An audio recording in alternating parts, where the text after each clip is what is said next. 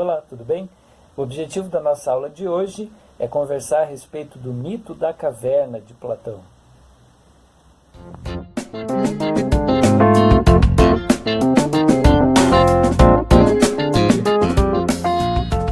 A gente sabe que é normal na filosofia antiga haver a recorrência de metáforas para a expressão das ideias e para a moção de reflexões. Nesse caso, não é diferente. Ao retratar-se a chamada alegoria, que também ficou conhecida como o mito da caverna, Platão não fez outra coisa senão invocar, mais uma vez, uma metáfora. Ok? Essa metáfora é uma metáfora que aparece a partir de um diálogo entre Sócrates e Glauco. É um diálogo que se, estende no livro 7 da obra A República, um dos principais livros de Platão, e nele há uma suposição, claro, que traz à tona aí uma série de possibilidades de reflexões a respeito da teoria dos dois mundos e também de algumas implicações éticas que isso tudo pode trazer. Então, a começar, a ideia é que Sócrates está descrevendo para Glauco a realidade de dois prisioneiros. A descrição de prisioneiros dentro de uma caverna, acorrentados, seus braços, pescoços, e impossibilitados, por exemplo, de ver ao seu redor. A lógica é que esses prisioneiros, na alegoria, só conseguiriam ver uma parede que estava à sua frente. Nas suas costas, uma fogueira produzia uma claridade capaz de projetar, então, sombras nessas paredes. Os prisioneiros ali, desde a infância, observando somente essas sombras, passaram gradativamente a acreditar que estas sombras dizem respeito à totalidade da realidade. É como se o movimento daqueles que atrás têm suas sombras projetadas na parede, fazem com que há ali a crença para esses prisioneiros de que o mundo se restringe e se resume a essas sombras. O objetivo dessa relação é pensar que, para esses prisioneiros, tudo se restringe às sombras. E, claro, essa reflexão tem tudo a ver com uma lógica aqui de pensamento de Platão na crítica que ele fez aos sentidos. O que seria o conhecimento das sombras, aliando agora a reflexão da teoria dos dois mundos? Aquele conhecimento sensível, do mundo sensível, das sombras, porque perto daquilo que seria a realidade na sua totalidade, fora aquilo que produz as sombras, as sombras não se comparam, porque são absolutamente desprovidas de toda essa complexidade. Ao querer dizer isso, Platão, na verdade, está se referindo à ideia de que os nossos sentidos acessam uma parcela da realidade que é extremamente superficial, sombras. Na continuidade da alegoria, um dos prisioneiros é liberto. Por se tratar de uma alegoria, não há intenção nenhuma em explicar o motivo ou o porquê disso tudo. A ideia é desenvolver e continuar essa reflexão.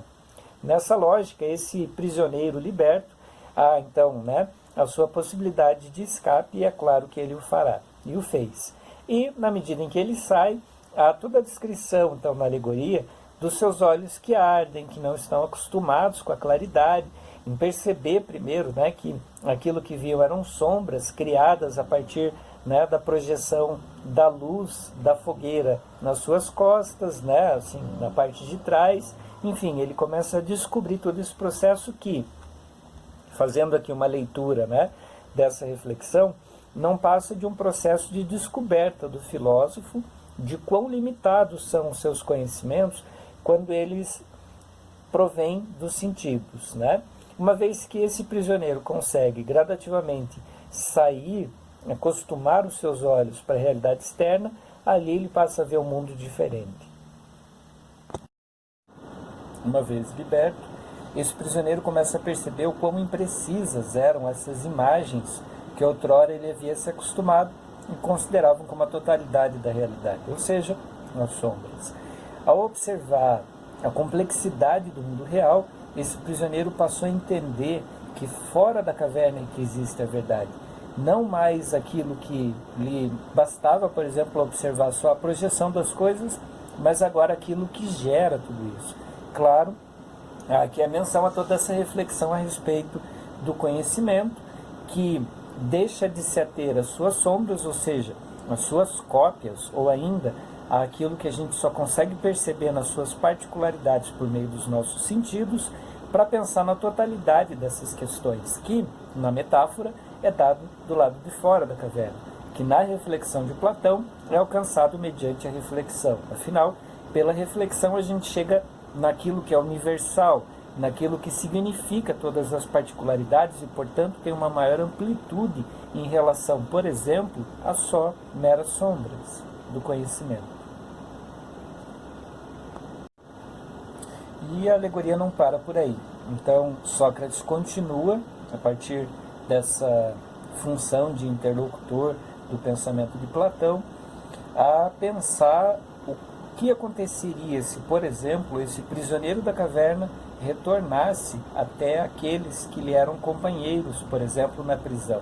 Então, Sócrates indaga que provavelmente esse sujeito, ao retornar à caverna, e claro que ele precisaria inclusive passar por um processo de novo, de acostumar os seus olhos, até então habituados à claridade, para novamente enxergar na escuridão, e uma vez habituado, ele retomaria o diálogo com esses que lhe eram próximos.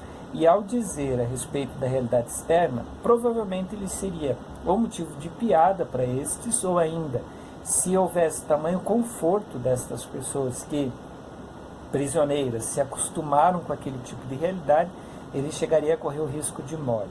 É claro, aqui uma menção àquilo que aconteceu de fato com Sócrates, ao tentar ajudar as pessoas a refletirem, e a todo o julgamento que ele teve, dado aquele que foi considerado por corromper a juventude, por ir contra os costumes, uma vez que, mais do que repetir a tradição, Sócrates tinha por objetivo fazê-las todas submissas ao crivo da razão, trazê-las aí à possibilidade da racionalidade. E, claro, Platão está invocando com isso tudo a lógica de que há também uma espécie de implicação ética aí, mediante essa condição de sair da caverna, que é, de algum modo, voltar aos prisioneiros e pelo menos alertá-los que as sombras não passam daquilo que é muito mais superficial a respeito da realidade do que o mundo fora da caverna pode trazer. Claro que isso tudo, então, é uma possibilidade também ética de anúncio do filósofo, querendo fazer com que as pessoas pensem mais a respeito delas próprias e do mundo que as cerca.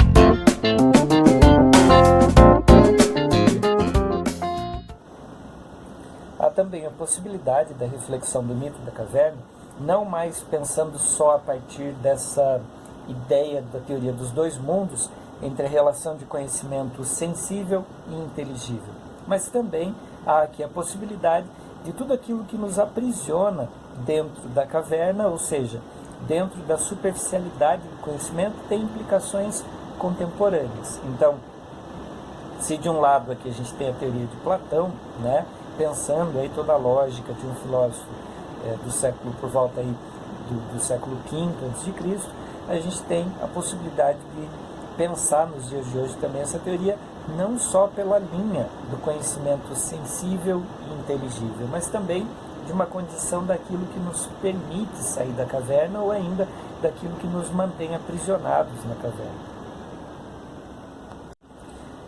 Para os dias de hoje, a questão é: quais são as sombras que a gente ainda se atém em acreditar que são a realidade, sem de fato ter investigado, ou ainda sem de fato ter pensado a respeito de até que ponto elas ainda não deixam de ser sombras, ou se são de fato aquilo que já está fora da caverna, ou seja, a realidade como ela é. Então, até que ponto a mídia nos apresenta sombras da realidade, até que ponto o nosso senso comum e a nossa falta de investigação filosófica a respeito das coisas das quais muitas vezes a gente acha que sabe, ainda são realidades de prisioneiros que, ao observar as sombras, estão relativamente contentes por não pensar na complexidade que existe no mundo lá fora.